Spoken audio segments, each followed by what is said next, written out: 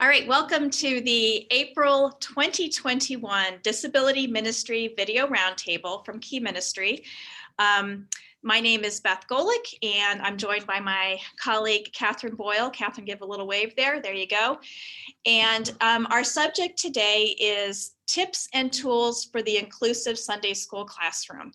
So before we begin, I'm just going to say right up front, I picked this topic totally because when our children's ministry at my church came back in person post-COVID, and we're still in a very limited situation with reservations and all that, or registrations required. But when we came back, I no longer had all of my different classrooms. I'm the director of the special needs ministry here at my church. And instead, we have a classroom for our teens and adults, but all of our younger kids who have special needs, who, although some were in their grade level classrooms, but some were not. They were in a more sensory friendly environment type thing. That all went away. And so all of our elementary and preschool students with special needs are now of the larger, children's program, which is awesome. Okay. But there are some challenges. So I wanted to learn from you all, plus share my experience, what we're finding is really helping these students succeed, what some of the challenges are. And so let's really help each other come up with some of the best practices for creating an inclusive Sunday school classroom. So that being said, would anybody like to get started by either sharing a particular challenge or what their church situation is, or sharing something that's really working for you? And we're on two screens here, so I'm gonna, I will scroll back and forth to try to see if there's a hand wave, but feel free to unmute yourself and start talking, or use the chat to identify, that you have something to say, in case I miss you. Barb. And I'm going to do this. I'm going to see if I can do this. There's Barb. Just spotlighted her for everybody. It's Should have put on more makeup. Okay. Should have done my hair, Beth. I knew it was going to be that big. What you're talking about is kind of the opposite of what we had when we relaunched. We were full inclusion, then we went to the classroom, but we're getting ready to go back to do both now that we're getting more volunteers. But what we have learned that works best when you're doing full inclusion really is as many visual things that you can have. Like if you have a buddy, or if you even are doing cross training with your lead teachers, that they understand that what is really helpful for a lot of our students is clear expectations and with visuals. So we actually hit on this in our video today in Wonderful Works, but we use a lot of training of first then statements. And we actually have a first then board that we may have like a buddy or a teacher have available in the group with a child who has special needs, just to really reinforce that clear communication of expectations. All right, I love that. So let me, let's see, go back to gallery view here so I can see everybody. Okay, so here's what I'm hearing that Barb just said. So a lot of use of visuals, and she specifically offered the first then chart. So I'm sure probably everybody on this Zoom is familiar with the first then chart. But if you're not, if you actually go to keyministry.org, and again, under the For Churches tab, there's an example of a first then. It's actually a downloadable thing you can print out and laminate and use. What I love about what Barb said, what I love about first then, what I love about sharing your expectations in a visual manner, yes, it probably helps your students with special needs. However, it probably helps every single student in your classroom. So I am just a huge proponent of using some of these visuals, some of these tools to really just make it a more successful morning for everybody all around. So I love that. All right, who else would like to go? Scanning here, scanning.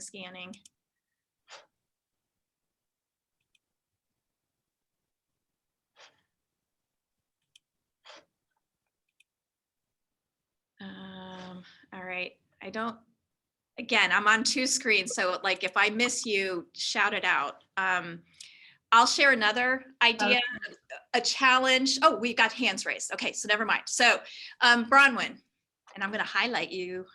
Oh no. So I just got on a minute ago. But I was talking with Barb Stanley last week. I think we were talking about, like you said, what is good often for kids with disabilities might be good for everyone. And I think that is certainly something to emphasize, like as we're going through this process, right, depending on how your structure is of your ministry. But we are talking about the importance of like multi-sensory, like active learning, because a lot of times, when our Sunday schools or our classrooms, whatever, are very passive and people have this passive experience, that's when we start to see a lot of the behaviors, we start to see a lot of the disengagement. But if we make it active and maybe multi-sensory, and we're kind of like really engaging their bodies and brains, a lot of those behaviors we won't see as much because they're engaged. And that's not just the data out there in education is not just for kids with special needs, it's for anybody. And also I would say it's true for me too, and I'm not a child anymore, so something to consider. I was totally going to say, like, I am so much better if the meeting involves some kind of engagement, movement, something fun, for sure. Because otherwise it's pretty easy to just sit back, tune out. And you're right, that's when some of the behaviors can occur. So Amy is asking, can you give some examples for multi-sensory ideas? I don't know if that was for me or for the whole crew. Let's start with you, Bronwyn. Okay, so one time we were actually doing a training for our Sunday school teachers, like our all volunteers, and we were talking about the story of Jonah.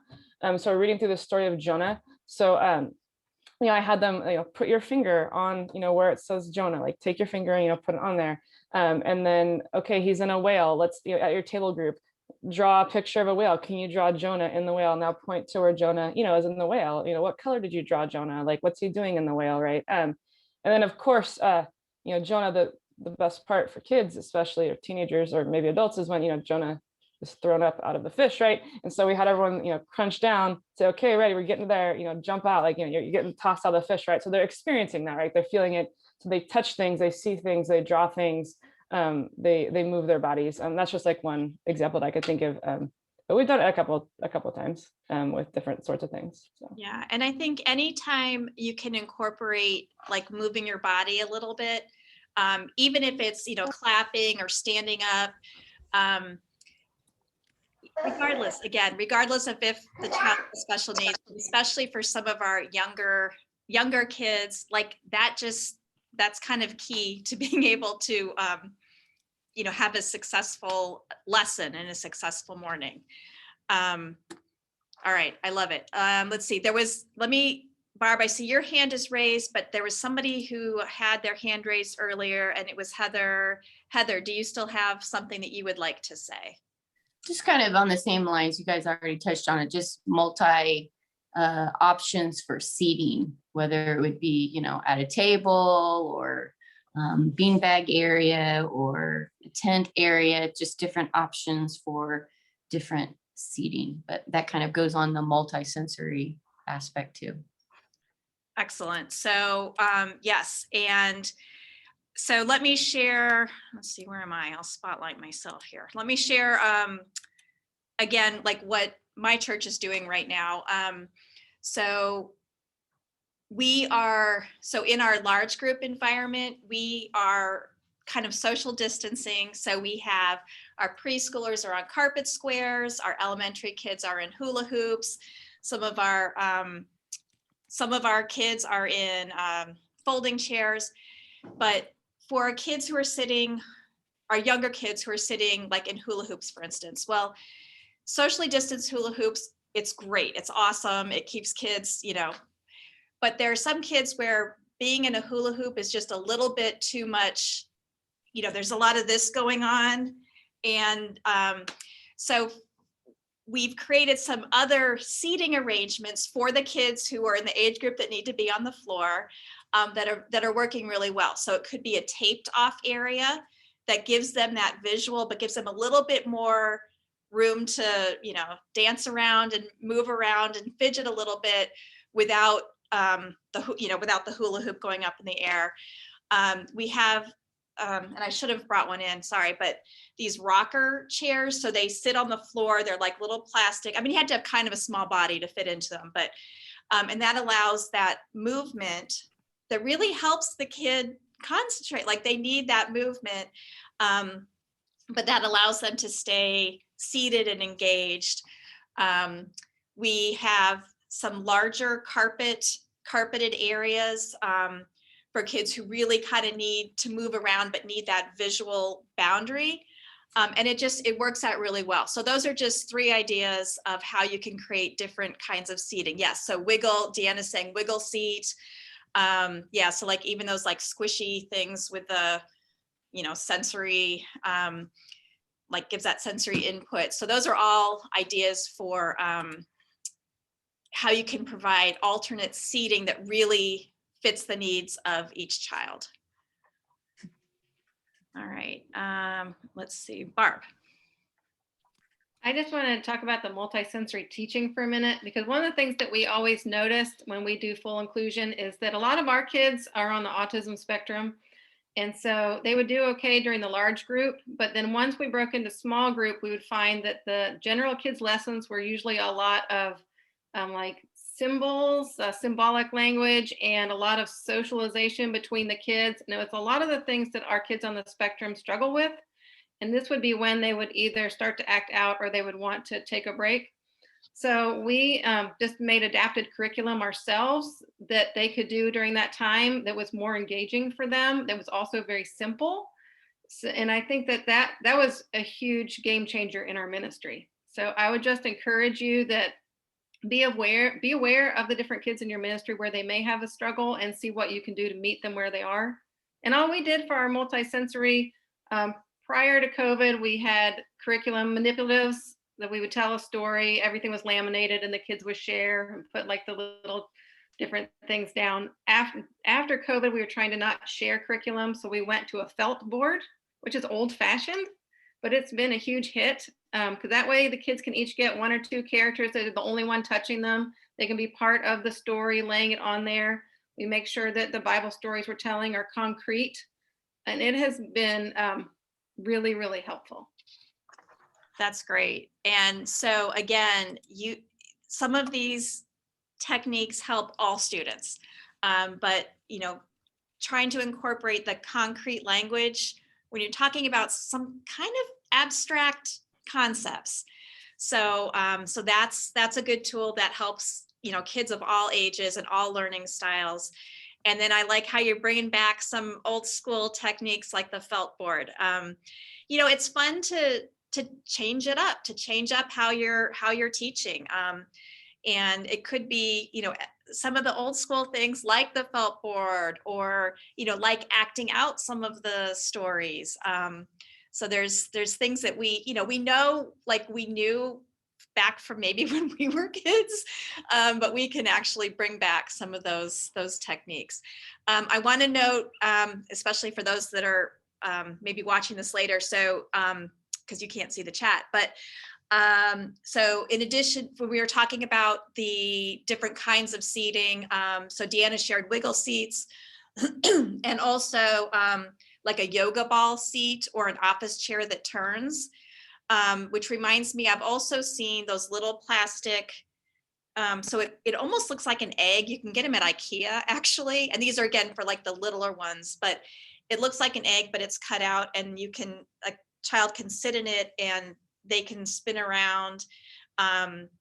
So I've seen those used really successfully as well. Deanna also pointed out that scarves can turn anyone into a Bible character. And that is so true. Like, I think we've all gotten creative with costuming. So it doesn't have to, you don't have to have super elaborate costumes. All right, I'm looking around.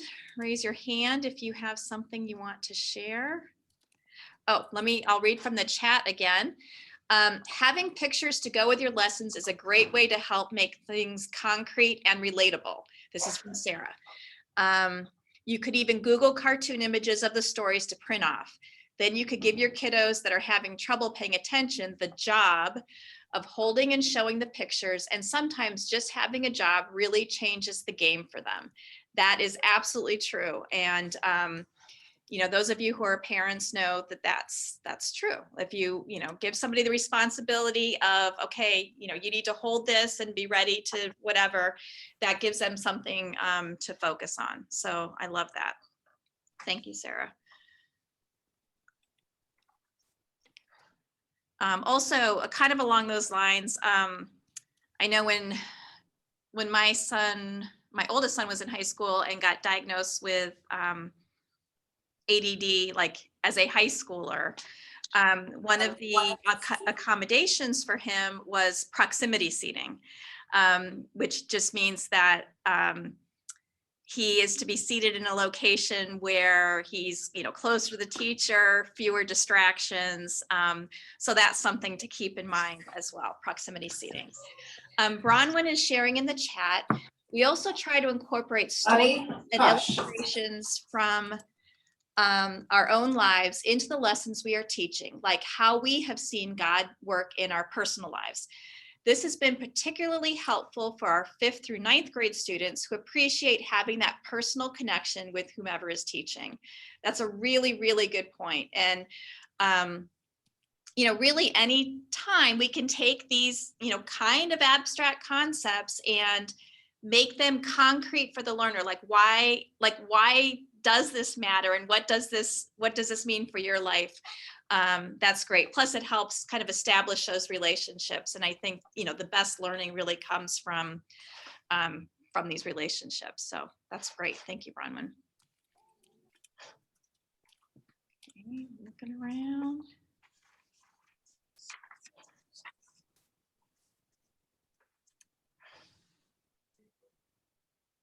I can share something. Yes, please. Thank you, Angel. So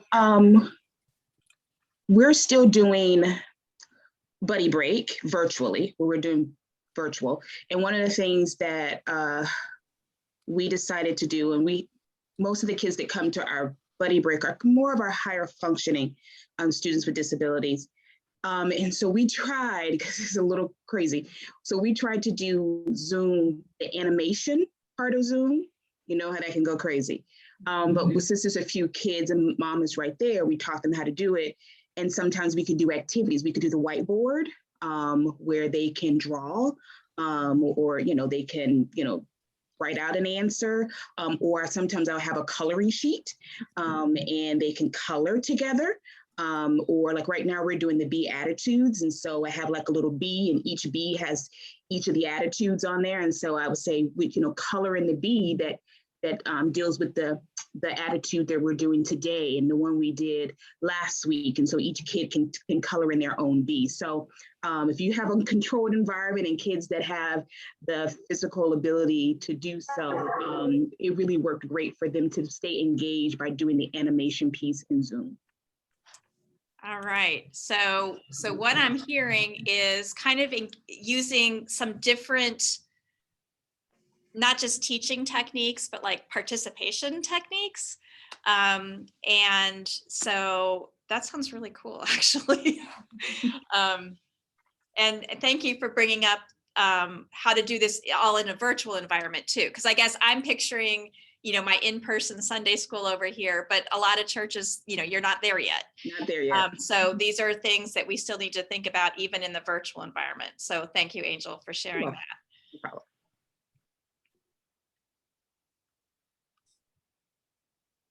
I'm looking around. Yes, Christy. I guess to go off what Angel said, I've done coloring before, and I've done it where I share my screen and then I share my remote so that they can color in pieces. And we've also done Hangman because you can do that online. So there are a variety to engage. And then to go back to what you were talking about earlier, I sometimes use this hierarchy of learning. It's for teachers, but I can look at this list. It's called Bloom's taxonomy. And I can go, oh, okay, the kids need to label today. They need to act out. They need to create. And it's just a bunch of list of verbs. And sometimes I just need to see those verbs to get ideas of doing something different. And I'm still online, and I don't think I'm going to be back in person until September is my guess. Boy. Where in the country are you located? California. Okay, yeah.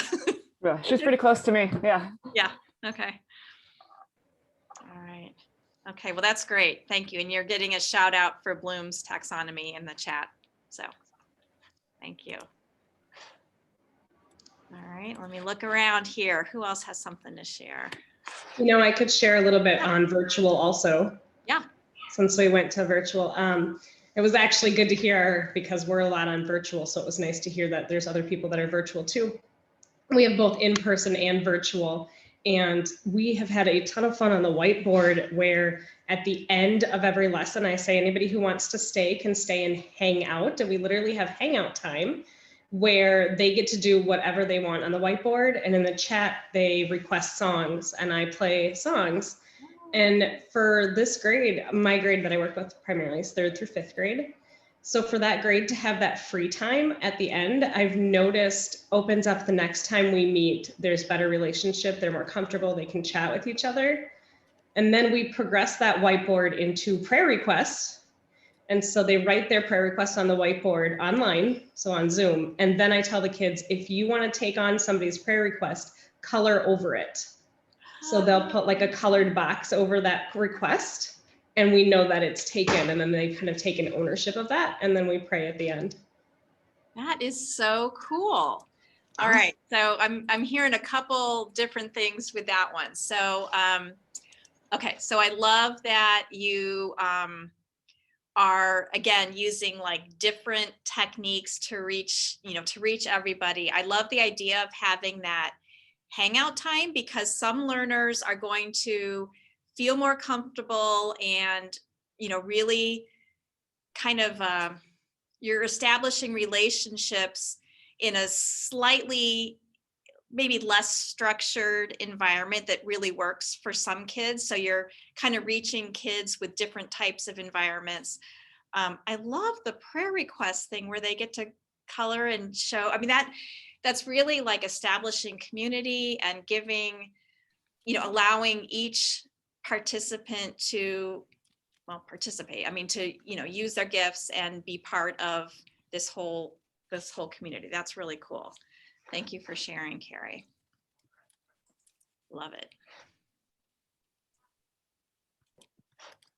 Can I share another thing that I kind of do with certain audience?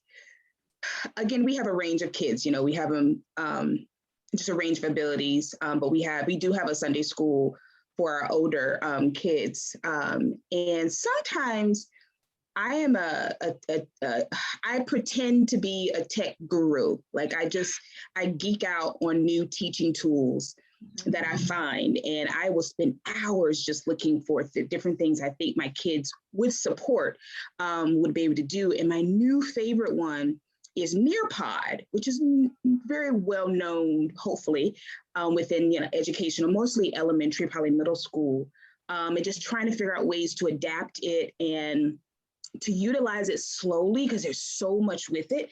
So I encourage all of you to look up nearpod.com because what I love about it is it's pretty much a platform where I can upload my PowerPoint presentation and send the kids a code and they could see it on their own devices. But what I really love about it is they have activities in it.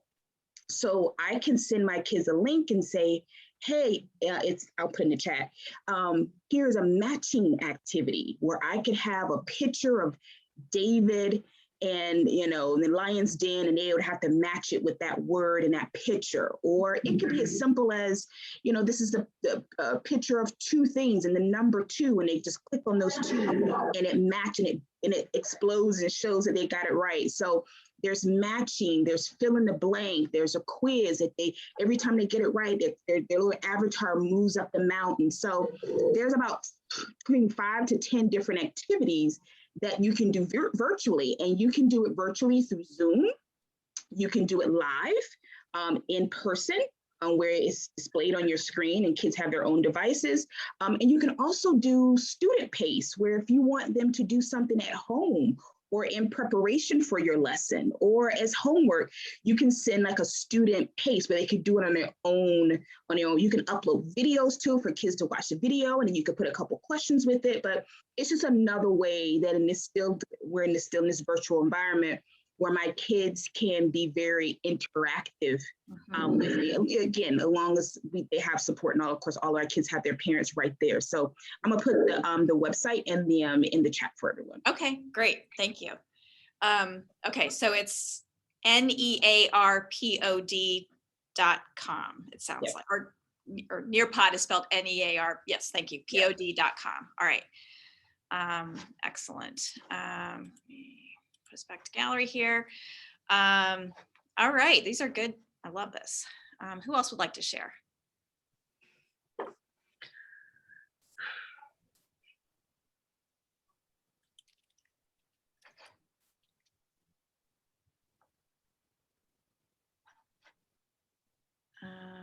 Anyone? If not, I'll ask a question. Oh, Amy Troyer is raising her hand. I have to find you, Amy. Hold on. Where'd you go? Where'd you go? Help. Right. Oh, there she is. Okay. Let me spotlight you. All right. So I think mine's probably a little bit more of a struggle. So we have quite a lot of classrooms going. We have one that is a special needs teen and adult class that I can come up with all kinds of ideas, and we do fabulous things. But we've got littles in like 4-year-old hallway that have maybe a buddy, or maybe we don't have a buddy. So some of these tools sound like it would work really well in a classroom where there's, buddies and more special needs kiddos. How would you do something in a classroom? And I can't get there because I'm running all over the place, checking on all the classrooms. How or what would you use in a classroom where it's one child with special needs and the rest are all typical, to help them focus and to participate? All right. Thank you. I'm glad you said that, because that's kind of where I was going with this topic. I love all the stuff that we've shared. And I'm so so excited to have these, these ideas. But that, Amy, what you just said, that's exactly what I wanted us to kind of brainstorm today. Because that's the situation that, my church is in right now. And I know many of us are. And we want to have that like fully inclusive environment. So what are the best ways, that we can do? So I think some of the things like the visual schedule, like these are things that you can provide for your classrooms and empower your volunteers, like equip your volunteers to learn how to use them, like learn how to use a first then schedule or first then chart, download it from the Key Ministry website. It tells you how to use it, print it out, laminate it, and just put one of those in each of your classrooms and use it. I know Barb's like, pick me. Use it whether or not you have a child with special needs in your classroom, because these are things that can help all learners. And I'm going to spotlight Barb before she explodes. Okay. Okay, just like back at school. Okay. Right, hold on. Can you hear me? I'm getting the weird thing. Okay. So we have what we call buddy boxes in all of our classrooms. And so basically what it is it's just a box in each classroom that has the supports that someone may need for a student who has special needs already in the classroom. And then we often train just the regular volunteers on how to use them and let them know where they are. And in addition to having some of the general things like the first then boards and fidgets and those things, if you have students in your class who have special needs, they're in that class, we do Just For Me books, which I'd like to say I came up with that idea, but I totally didn't. I stole that from someone else. But the Just For Me books is like a little tiny photo album that has all the information that a volunteer would need to know about that child written down. So if they're saying maybe it's a kid that has a speech delay and they don't know what they want, they can know where to turn to learn more. And we have found that has been really helpful to our volunteers to feel supported. So what I'm hearing here is these are some things that you can equip your volunteers with. So give them the tools, give them it's not tons and tons of training. These are like little things that can really help a lot of children have a successful Sunday morning. So, the Just For Me, is that what you called it? Just For Me book. Like that's something, if you have, just a little bit of information about what, like the child's learning style, or, maybe if there's some environmental triggers that you should know about, or maybe how, what are some strategies that, in the home are used to, calm the child down if some of those triggers do occur. So those are some things that you can know ahead of time, but help equip your volunteers so that they just have that comfort level, but they also have the tools that they need, to use on a Sunday morning. And if it helps, we have a video on Buddy Boxes and Wonderful Works, just like a 5-minute tutorial on what you can put in your Buddy Boxes. And then we also do have another training, 5-minute training on setting up for success, which is basically for the general volunteers, just some good practices for all children. So if anyone wants to check them out, you're free to you're welcome to join our Facebook group. That's where all our resources are housed. Okay, so on Facebook, you go ahead and tell them how to find you on Facebook so that everybody can get the link. Yeah. So we have Wonderful Work Special Needs Ministry, which is an online training platform for churches to help them learn how to be better equipped to serve children with disabilities. And we specialize in 5-minute kind of quirky animated training videos and some downloadable resources. And we house all of those in our Facebook group under the topics, kind of like a resource library. And we really try to specialize in making them easy to understand for volunteers who have no training. So you're welcome to join it. We do have the Buddy Boxes and the Setting Up for Success, which would be helpful for this topic.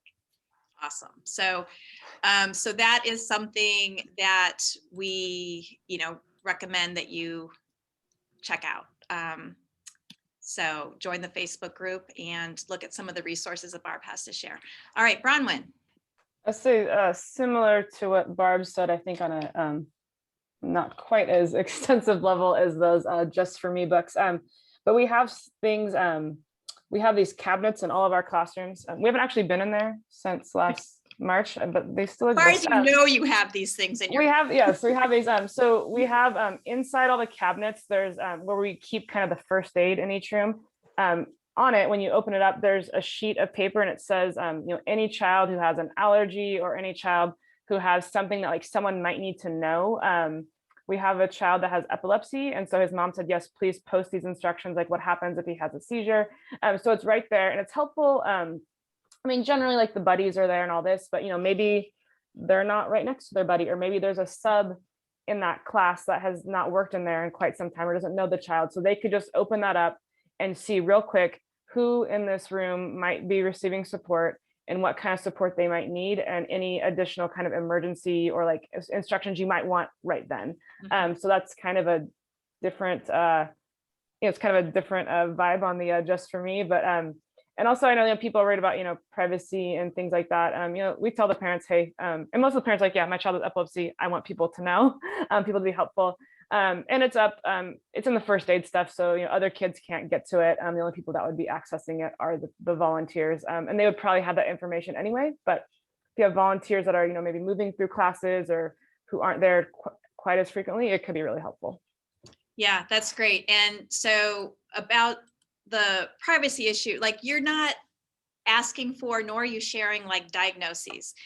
You're sharing what's relevant to helping that child be safe and successful on a Sunday morning. So, all right, we've got some hands raised. So I'm going to go to Deanna, then Haley. Following up on that Just For Me book, I'll give you a little tip. We do something like that. We pick up these at the Dollar Tree. Okay, so they're real expensive. They usually have a fancy cover like that. We pull that out and we make pictures. And you can just insert all kinds of information on little index cards, easy to change out when something changes in their life.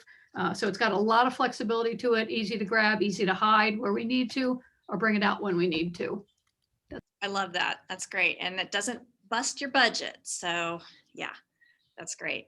Haley.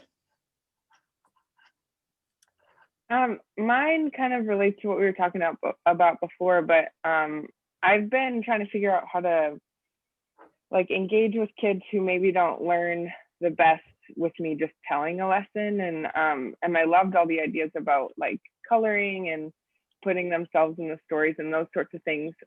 But something that's been really helpful for me is sometimes kids just sitting down and hearing a lesson maybe aren't gonna grow that much that way. But getting them involved in like a service project or something has really helped kids who have like said yes to do this, then like put it into action and figure out like what it looks like to serve Jesus, like tangibly do the things that Christians do. So that's been really helpful, like finding a service project or some way for them to serve somebody around them. It kind of like, I don't know, takes it home for them sometimes. So I am so glad you said that, because that's actually what I would love our May Disability Ministry Video Roundtable to be about, is how we can, how everyone can use their gifts to be part of the church, including how to serve. So come back next month and let's share ideas for how we can create opportunities and get everyone to use their gifts to serve in the church. Awesome. All right, did I see another hand? Let's see. I feel like I'm playing like whack-a-mole here or something. going through all these screens here. Let's see.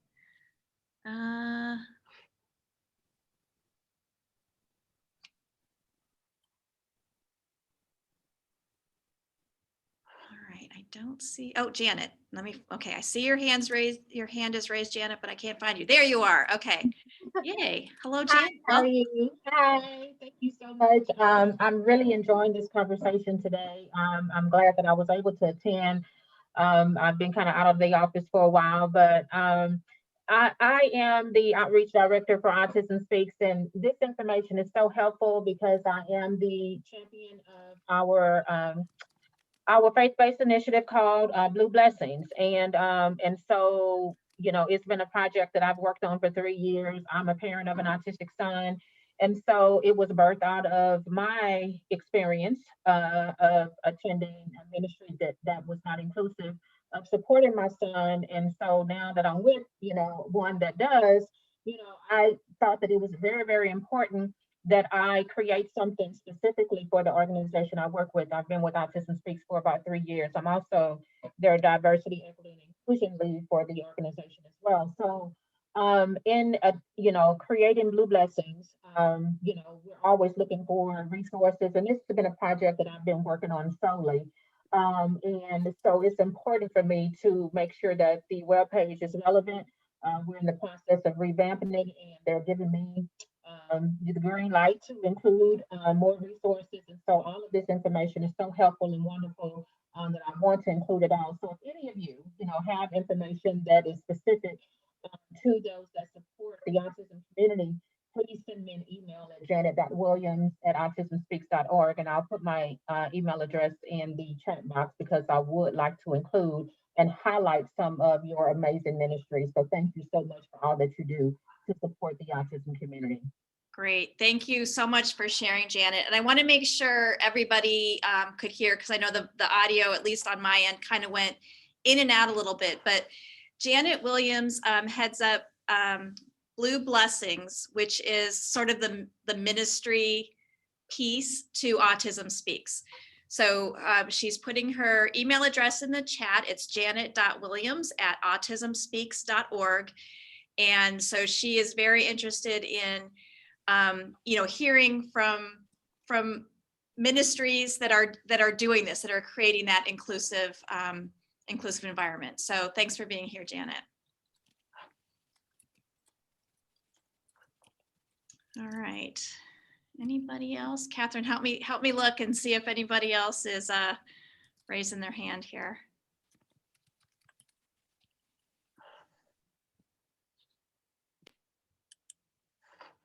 Now, and the website is autismspeaks.org, and then you can go, /Blue Blessings. So I encourage everybody to check that out.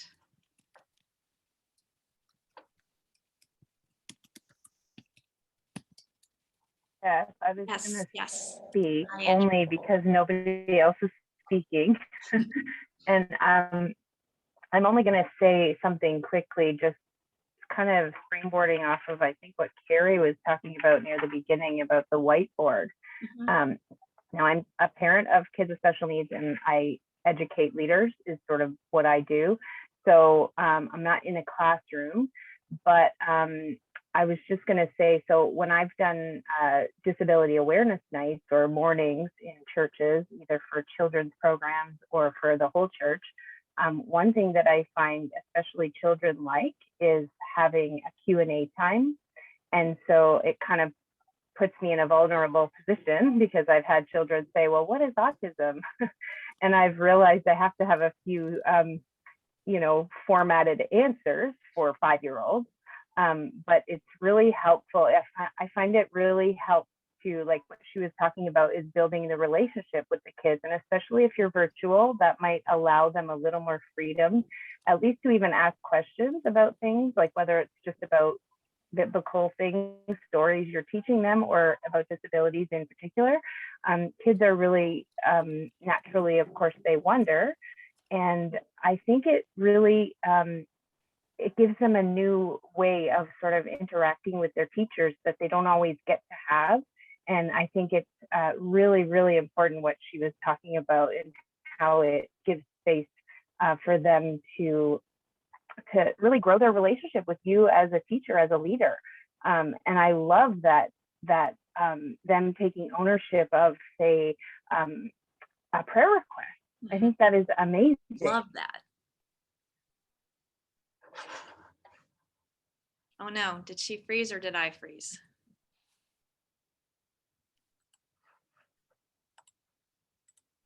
Okay, I don't know if that was, did she freeze for I think everybody? she froze, Okay, yeah. all right. I didn't know if it was me or her. Okay. She was like froze she was very animated when she froze. All right, well, hopefully she'll come back to us, but we're familiar with losing internet now, aren't we? Like the time I was bumped off 8 times during one roundtable. All right, well, I echo what she said. Some great, I mean, it is all about relationships. So,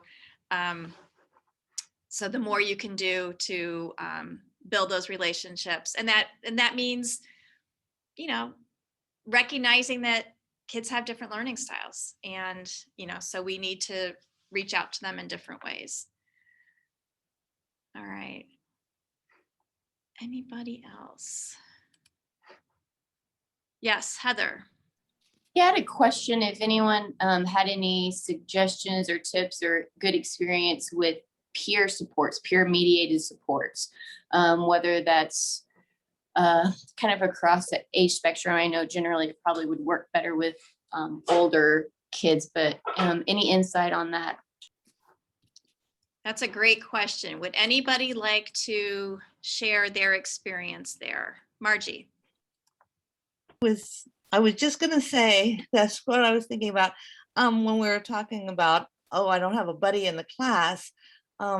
We found that the children could be buddies to each other, or if you had a teenager that could be a buddy.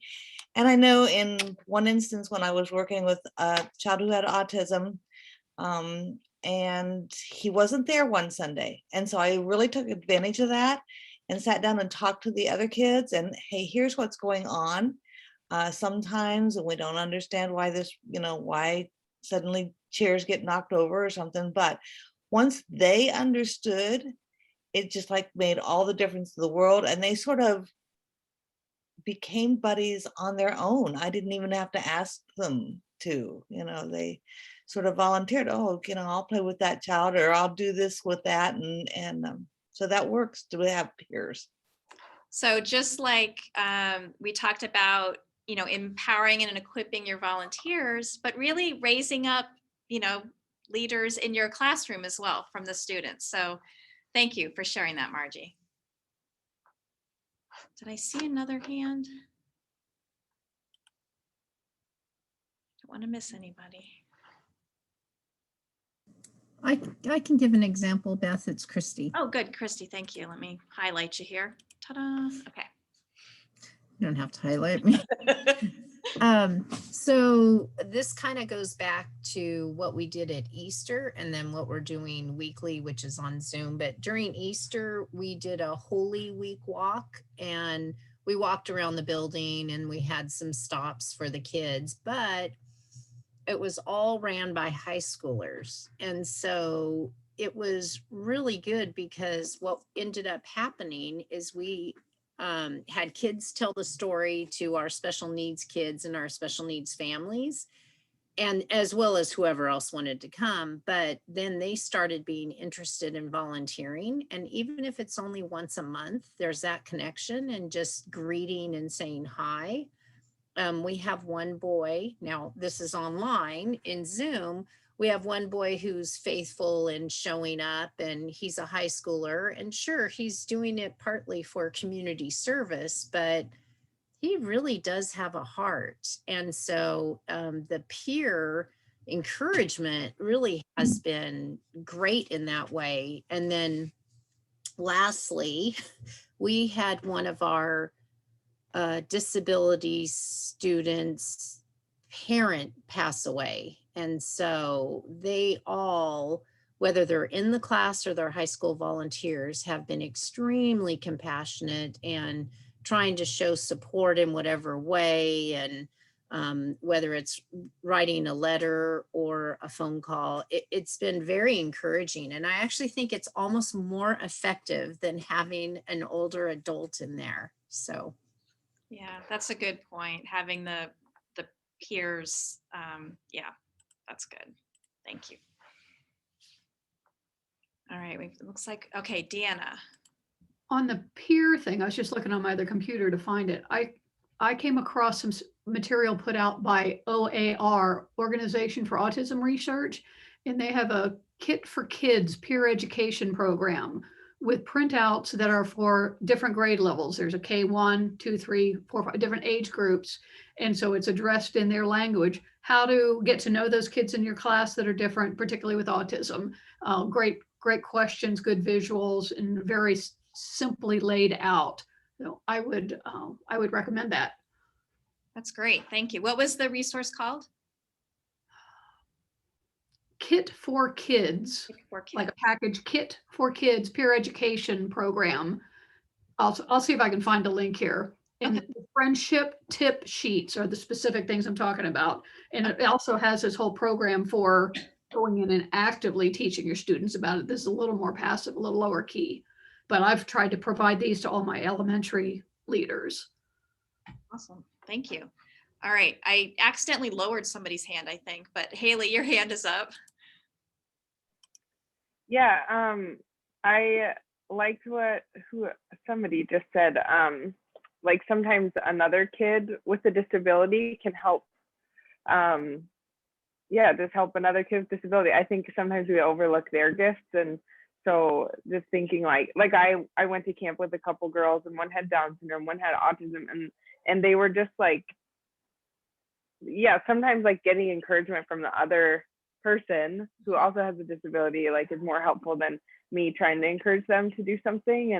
And like older friends with disabilities, I work with Young Life, and I have a leader who has a disability, and he like just gets it better than I do sometimes, and he picks up on things that sometimes I don't. And so I think even like peers or like older folks with disabilities can really help like buddy up with them, or high schoolers too. But I just think like we overlook their gifts a lot, and they're there, and we can learn a lot from them.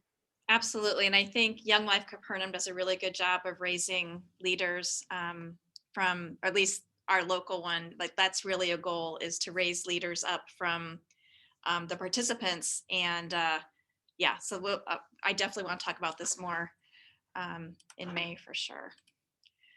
All right, were there any other hands raised? Deanna and Janet, your hands are raised, but I don't know if those were old. If it's new, unmute yourself, please. Let's see, is there somebody else? Oh my gosh, it's 52. We've been talking for 52 minutes. Okay.